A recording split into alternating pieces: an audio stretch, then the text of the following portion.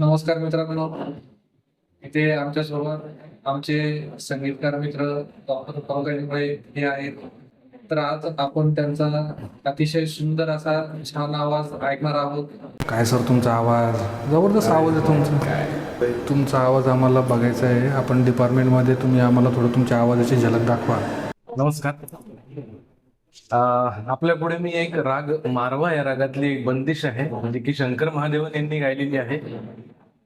Bandit बंदिश नावाची त्यांची एक वेबसिरीज होती. त्या वेबसिरीज मध्ये त्यांनी एक छोटीशी बंदिश गायली होती जी मारवा रागामध्ये आहे, आणि त्याचा मूळ अर्थ आहे विरह. विरह रस कसा व्यक्त करावा त्या संदर्भातली ही बंदिश आहे. तर तुमच्या पुढे सादर करतो.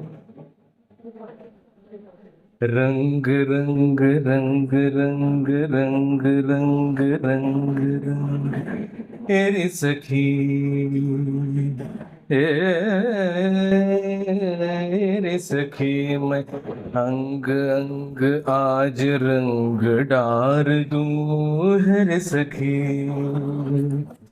रे सखी, मैं अंग अंग आज रंग डार दूं, अपने जी से प्रेम रंग कैसे मैं उतार दूं रे सखी,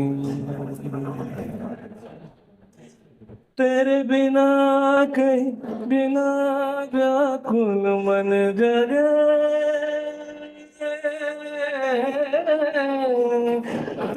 बिना कहीं बिना व्याकुल मन लगे, बिरहन संग सुर ताल साज आज तेरे गे, नैनन को चैन नहीं रैन रैन जगे,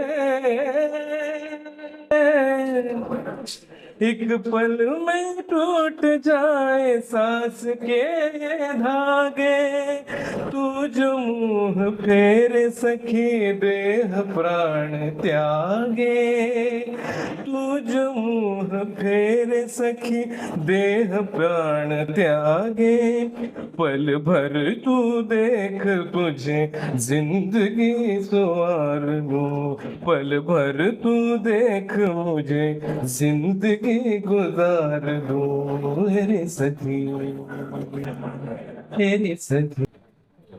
बघा, या गीतामधला तुम्ही एक रस बघा किती आहे. शेवटच्या ओळीमध्ये त्यांनी पूर्ण प्रियकराची जी अवस्था आहे की त्या प्रियकराला काय वाटते की एक क्षण जरी तू माझ्याकडे पाहिलंस तरी सुद्धा त्या क्षणातल्या त्या आनंदामध्ये मी माझं पूर्ण आयुष्य घालवू शकतो. इतकी पॉवर आहे त्या एका ओळीमध्ये, आणि त्याच्यामध्येच पूर्ण त्यांनी त्याचा रस मांडून टाकलेला आहे त्या गीतातून. काय म्हटलंय त्या ओळीमध्ये बघा तुम्ही.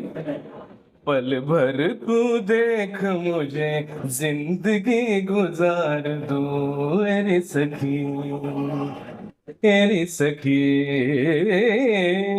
रे सखी. धन्यवाद सर.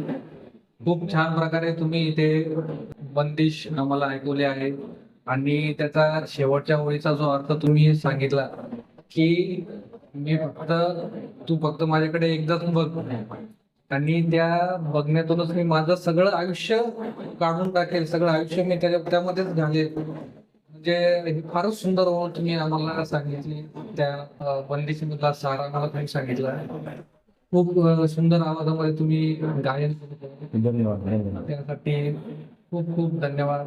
आणि आमच्या प्रेक्षकांकडून पण आपले खूप खूप आभार. Thank you sir.